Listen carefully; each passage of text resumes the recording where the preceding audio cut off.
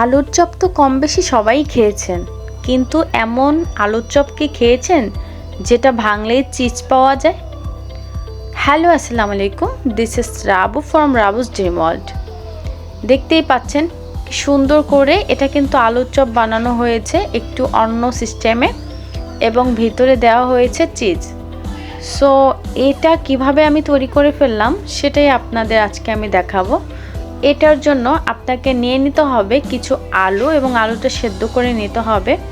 এখন আলুটাকে আমি ম্যাশ করে ফেলবো। তো দেখতেই পাচ্ছেন আমি আলুটা আস্তে আস্তে ম্যাশ করে ফেলেছি, এবং এর ভিতরে দিয়ে দিলাম কাঁচামরিচ, স্বাদ মতো লবণ, এবং দিয়ে দিলাম পেঁয়াজ।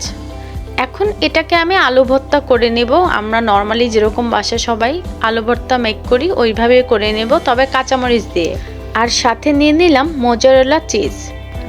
তো আলু ভর্তাকে এখন একটু শেপ করে নিয়ে এর ভিতরে মোজারেলা চিজ দিয়ে দিব, যাতে করে চিজটা না বের হয়ে যায় সেভাবে খেয়াল রাখতে হবে। ওইভাবে খুব সুন্দরভাবে উপরে নিচে করে ভালোভাবে আটকে দিতে হবে, যাতে চিজগুলো ভিতর থেকে বের না হয়ে যায়। এটা অবশ্যই একটু লক্ষ্য রাখতে হবে।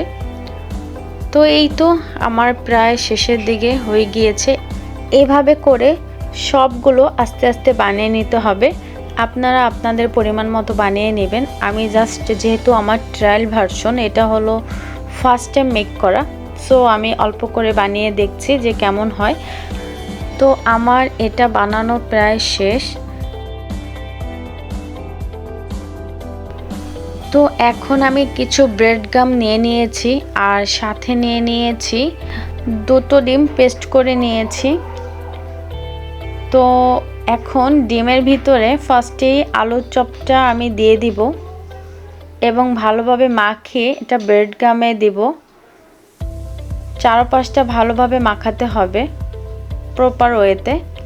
দেখতেই পাচ্ছেন কি সুন্দর একটা লুকস আসছে, তাই না? বলেন তো এটার নাম আমি কি দিতে পারি? মেবি এটার নাম বড় লোকি আলুর চপ দিলে ভালো হবে, তাই না? মানে রিসেন্ট কিন্তু পিৎজা বার্গে একটা পিৎজা লঞ্চ হয়েছিল, সেটার নাম ছিল বড়লোকি পিৎজা, বিকজ এটার ভিতরে অনেক অনেক বেশি চিজ দেয়া থাকে। দ্যাটস ওয়াই ওটার নাম ছিল বড়লোকি পিৎজা। সো আমি ভেবেছি যেহেতু আলুর চপের ভিতরে চিজ দেওয়া হয়, সো এটাকে আপনি যদি বড়লোকি আলুর চপ বলেন ব্যাপারটা খারাপ না, তাই না? তো ডিম দিয়ে একটু মুড়িয়ে নিয়েছি আমার ছেলের জন্য কিছুটা। ওকে তো এগুলো খাওয়ানো যাবে না, আলুর চপটা একটু ঝাল, যেহেতু ও তো এখনও ঝাল খেতে পারবে না, সো ওর জন্য ডিম দিয়ে একটু করে নিয়েছি। তো এই পর্যায়ে এখন ভেজে নিতে হবে, যেহেতু রমজান মাস, তেলের ভিতরে কম বেশি ভাজা পোড়া লেগেই থাকে। তো একটু আগেই আমার শাশুড়ি আম্মু ডিম চপ ভেজেছিল, এর ভিতরে এখন এটা আবার ভাজা হচ্ছে। তো দেখতেই পাচ্ছেন একটু ডুবো তেলে ভাজতে হবে। এখানে যেহেতু তেলের পরিমাণটা বেশি, এরকম বেশি তেলেই আপনাকে ভাজতে হবে, তাহলে এটা প্রপার ওয়েতে হবে। আর অবশ্যই একটু পরপর উল্টিয়ে দিবেন, যাতে এটা দেখতে খুব সুন্দর থাকে। এবং এটার রিজন হলো এটা যেহেতু আলুর চপ, সো এটাকে বেশি উল্টে উল্টে ভাজতে হবে, কারণ আলুর চপ কিন্তু অলরেডি আলুটা সেদ্ধ করা থাকে, সো এটা হতে বেশি টাইম লাগে না।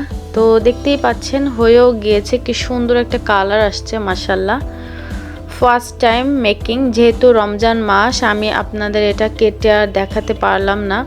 আমি এই রেসিপিটা একবারে ইফতারের পিক আওয়ারে বানিয়েছিলাম, সো খুব তাড়াহুড়া ছিল, তাড়াহুড়া করে তাও আমি আপনাদের জন্য কষ্ট করে এই ভিডিওটা মেক করেছি।